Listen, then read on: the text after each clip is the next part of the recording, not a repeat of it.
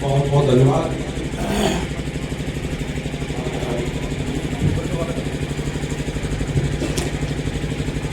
महात्मा ज्योतिबा फुले के चरणों में नमन करते हुए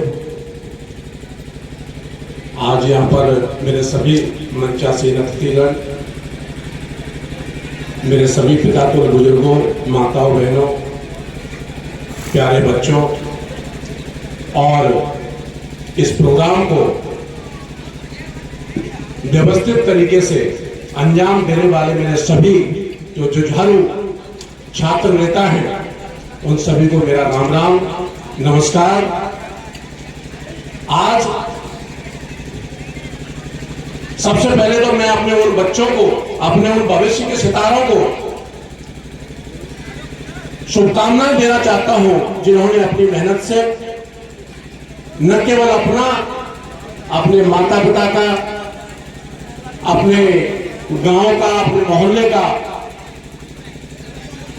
और अपने समाज का जो नाम रोशन किया है, उसके लिए मैं आप सभी लोगों का आभारी हूं। और मैं आप लोगों को बहुत बहुत धन्यवाद देता हूं कि आप लोगों ने दिन रात मेहनत करके अपना एक मुकाम हासिल किया है। ये मुकाम आपका खुद का है, इसके लिए आपने स्वयं मेहनत की है।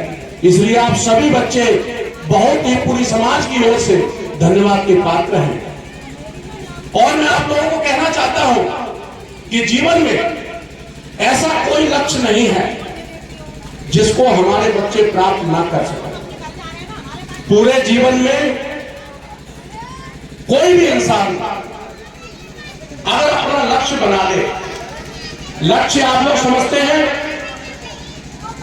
अपने जीवन में अपना एक लक्ष्य बना लो कि मुझे जीवन में क्या बनना है। अगर आपने लक्ष्य बना लिया कि मुझे डॉक्टर बनना है, तो आप उस लक्ष्य पर काम करना शुरू कर दीजिए।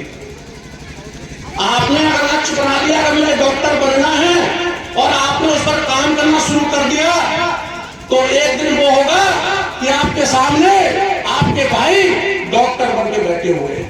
ये आपके ही भाई हैं, आपकी समाज के ही बेटे हैं, तो कैसे बने ये डॉक्टर? क्योंकि इन्होंने एक सपना देखा था, अपना लक्ष्य निर्धारित किया था। अगर आपको जीवन में आरएएस बनना है, आरएएस अधिकारी बनना है, तो आपको क्या करना पड़ेगा? अपना एक लक्ष्य निर्धारण करना पड़ेगा।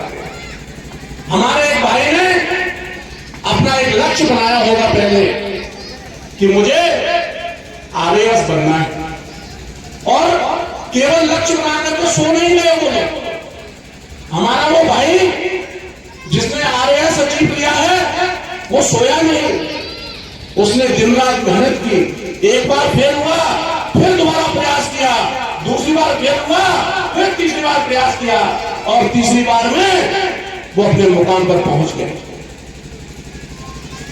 तो मेरे बच्चों, आप जीवन में ऐसा कोई काम नहीं है जिसे हमारे समाज के बच्चे नहीं कर सकते हैं। आज बड़े फख्र की बात है कि हमारे बच्चे 95%, 96%, 97% नंबर लेकर के आ रहे हैं। ये बहुत ही गर्व की बात है। तो आप अपने जीवन में पहले एक लक्ष्य का चुनाव कीजिए।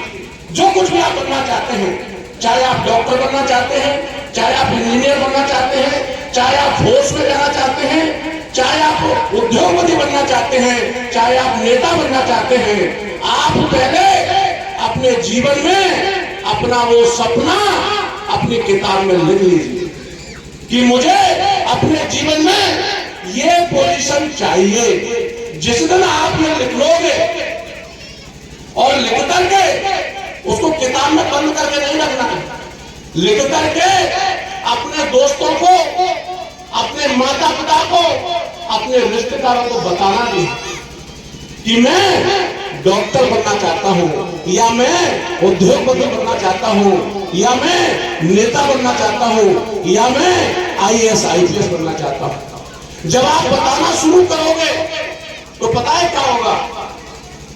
क्योंकि वो लोग आपकी नोटिंग करेंगे कि श्यामवीर ने क्या बोला है, इसने क्या बोला है। तो आपको सुबह नींद के लिए जगाना नहीं पड़ेगा, आपकी नींद अपने आप खुल जाएगी। क्यों? क्योंकि आपने दोस्तों को बता दिया है, अपने रिश्तेदारों को बता दिया है, अपने आस पड़ोस के लोगों को बता दिया है कि आप डॉक्टर बनेंगे, ऐसा आपने बोला है, आपने वचन दिया। तो वो वचन, वो सपना आपको सुबह ज्यादा देर तक सोने नहीं देगा, और जब सोने नहीं देगा इसका मतलब कि आप अपने सपने के प्रति गंभीर हैं और उस पर काम कर रहे हैं। जो भी जरूरी है उस काम को आप कर रहे हैं, और जब आप अपने लक्ष्य की तरफ बढ़ना शुरू करते हैं तो वो लक्ष्य हर हालत में आपको मिलता ही है। आपके भाई ने शुरुआत में सोचा ही तो था अपने सब भाइयों के साथ मिलकर के कि कुशवाहा समाज का एक विधायक होना चाहिए, और सोचने के बाद में केवल हम सो नहीं गए, सोचने के बाद में हमारी पूरी कुशवाहा समाज की कोर टीम ने मिलकर के दिन रात मेहनत की, समाज को एक किया, और आपके सामने आज आपका बेटा विधायक बनके खड़ा हुआ है। कुशवाहा समाज का सम्मान प्रॉपर तरीके से बना हुआ है। तो वो कैसे हुआ, उसके लिए हमने पहले सपना देखा, पूरी समाज ने मिलकर के एक सपना देखा और उस सपने पर काम किया। तो मैं यही कहना चाहता हूं सभी बच्चों को कि आप लोग अपने जीवन में एक सपना अच्छे तरीके से अपने दिल में उतार लो कि मुझे चाहे कुछ भी हो जाए। मैं आपको एक स्टोरी सुनाता हूं, एक छोटी सी कहानी है, बहुत ही महत्वपूर्ण, आप ध्यान से